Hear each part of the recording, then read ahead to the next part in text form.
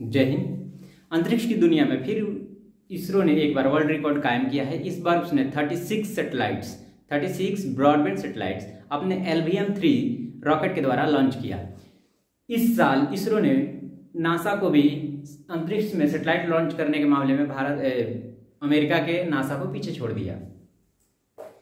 ये जो 36 सैटेलाइट है ये ब्रॉडबैंड सैटेलाइट, जानते हैं ब्रॉडबैंड सैटेलाइट्स होती क्या है? ब्रॉडबैंड सैटेलाइट्स एक प्रकार की ट्रांसमीटर का काम करती हैं जो कि हमारे द्वारा सर्च इंजन के कम्युनिकेशन को बढ़ाती है। देखिएगा, इससे पहले हमारा स्पीड था 1 से 2 Mbps, लेकिन अब इन सैटेलाइटों की मदद से ये हो जाएगा 100 Mbps से 200 Mbps तक। यानी कि 5G टेक्नोलॉजी में सबसे ज्यादा सक्षम जो कराएंगे वो हमारी कराएंगे 5G टेक्नोलॉजी को 36 जो ये ब्रॉडबैंड सैटेलाइट लॉन्च की गई है, प्राइवेट कंपनियों द्वारा लॉन्च की गई है। जानते हैं इनके वर्किंग प्रोसेस के बारे में। अगर ये हमारा सैटेलाइट है और ये हमारा अर्थ सरफेस है, ये सैटेलाइट है अर्थ के लोअर अर्थ ऑर्बिट यानी LEO पे रहेंगी और ये LEO पे maximum 600 kilometre from the earth surface.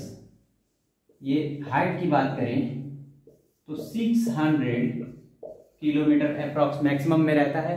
और ये अगर हम यहाँ मान लीजिए कहीं दूर दराज एरिया में, जैसे कि हम समुद्र की कहीं बीच में हमारी शिप है या फिर कहीं पहाड़ी एरिया में चले गए, तो वहाँ पे इंटरनेट की सर्विस बहुत ज़्यादा डिस्टर्ब पाई जाती है। जहाँ के केबल लैंड होती है वहाँ पे अगर खराबी पड़ जाए तो थोड़ी सी खराबी के चलते पूरा केबल हटाना पड़ता है, जो कि बहुत कॉस्टली पड़ जाता है। जिस कारण प्राइवेट कंपनियों ने ये सोचा कि हम भी ब्रॉडबैंड सैटेलाइट्स का इस्तेमाल करें। ब्रॉडबैंड सैटेलाइट्स वर्ल्ड में सबसे पहली बार एक्स स्पेस कंपनी द्वारा लाई गई थी। स्टारलिंक जो उसका जो ऑपरेशन उसने किया था उसका नाम रखा था स्टारलिंक। स्टारलिंक जो कि भारत के भी कई राज्यों से एक बार रात में देखे गए थे 7-8 तारे लगातार लाइन से। वो कुछ नहीं थे, वो सैटेलाइट थी जो ब्रॉडबैंड सैटेलाइट थी। वो स्पेस एक्स कंपनी यानी जो जिसके मालिक है एलन मस्क, उनका वो एक रिसर्च था जिसका नाम है स्टारलिंक। वही ब्रॉडबैंड का जो टेक्नोलॉजी है वो इस्तेमाल किया जा रहा है हमारे भारत में। यहाँ पे देखिए, जब हम सर्च इंजन पे पहले जाते थे, ये अगर हमारा जो हब है, जो इंटरनेट का हब है, जो हाँ सर्च इंजन है जो कि हमें कम्युनिकेट कराता है आप, तो यहाँ पे जब हम सर्च करेंगे तो सिग्नल जाएगा सैटेलाइट्स को, फिर सिग्नल प्रोवाइड कराएगा ये सर्च इंजन को जहाँ से इंटरनेट फैसिलिटी प्रोवाइड की जाती है, और फिर ये फीडबैक देगा। तो जब ये फीडबैक देगा, इसकी वर्किंग जो इंडिया में वर्किंग फ्रीक्वेंसी है वो 25 से 26 गीगाहर्ट्ज पे काम करती है। इनका ब्रॉडबैंड लेवल पे डिपेंड करता है सिचुएशन के हिसाब से। तो ये जो स्पीड होगा इनके बीच का कम्युनिकेशन का वो मैक्सिमम 64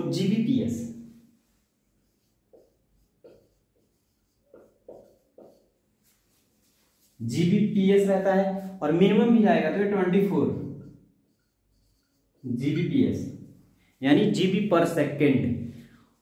और कस्टमर इंड पे बात की जाए, एट ए कस्टमर इंड, तो अभी तक 100 Mbps कस्टमर इंड पे इसका रिकॉर्ड दर्ज किया गया है। हालांकि आने वाले समय में ये भी बढ़ेगा। तो अभी तक कस्टमर इंड पे यानी जो हमें इंटरनेट की स्पीड मिलेगी इनके थ्रू BBS यानी ब्रॉडबैंड सैटेलाइट्स के थ्रू, तो वो मिलेगा 100 Mbps 100 MB पर सेकेंड जो हमें स्पीड मिलेगा इन सैटेलाइटों से वो मिलेगा। इनसे बहुत सारे फायदे हैं। एग्जाम्पल हमने देख लिया, जो स्टारलिंक किया गया था स्पेस एक्स कंपनी द्वारा, तो वो सक्सेसफुल रहा और उसी को सारी कंपनियां और सारे देश में आगे लेके जाया जा रहा है। हालांकि चाइना में बहुत सारी सैटेलाइट लॉन्च कर दी गई हैं जो कि BBS टेक्नोलॉजी पे हैं, और इसी कारण नासा अब एंटी सैटेलाइट यानी सेफ्टी के लिए कई सैटेलाइट लॉन्च कर रहा है, ताकि आपस में कोई सैटेलाइट कोलाइड ना करें, जिससे कि अंतरिक्ष में जंग छिड़ने की संभावना बढ़ सके। यानी वो अंतरिक्ष में भी एज ए फौज सैटेलाइटें भेज रहा है और अंतरिक्ष में स्पेस स्टेशन अपना बढ़ा रहा है। ये नासा कर रहा है। तो यहाँ पे हमें मिल रहा है 100 Mbps पर सेकेंड। इससे फायदा क्या है? जब हम पहाड़ी एरिया में जाते थे, समुद्र में चले गए कहीं, जैसे कश्मीर साइड अगर जब चले जाते थे, वैष्णो देवी माता साइड, तो वहाँ पे क्या होता था, हमें कम्युनिकेशन या फिर नेटवर्क की बहुत कमियां दिखती थी। क्योंकि हम लोग उस समय किस पे थे? लैंडलाइन पे थे। तो लैंडलाइन पे टावर बेसिस पे काम करता है। अगर आप इससे अपर हाइट में चले जाए तो सिग्नल ऑफ साइड जाता है, डाउन साइड आने की वजह ऑफ साइड जाता है, तो हमें कम्युनिकेशन बहुत सारा दिक्कत आता है। लेकिन ये सैटेलाइट्स डायरेक्ट रिसीव करेंगे, डायरेक्ट आएंगे सर्च इंजन पे।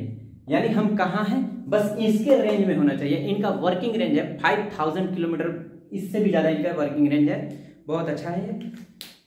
हमें उम्मीद है कि आप BBS यानी ब्रॉडबैंड सैटेलाइट्स के बारे में जान पाएंगे। अब आगे जानेंगे कि हमारा भारत स्पेस की दुनिया में यानी अंतरिक्ष व्यापार की दुनिया में बात करें तो बहुत आगे चल रहा है। इसरो ने इस साल नासा को भी अंतरिक्ष व्यापार में पीछे छोड़ दिया है।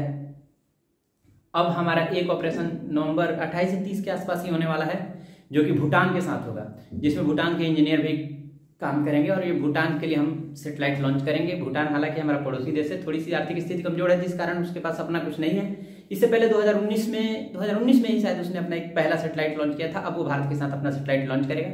इसके बारे में, भूटान का जो सेटेलाइट है उसके बारे में अगली वीडियो में हम अच्छे से जानकारी साझा करेंगे। तब तक के लिए पढ़ते रहें, स्वस्थ रहें, सुरक्षित रहें। जय हिंद।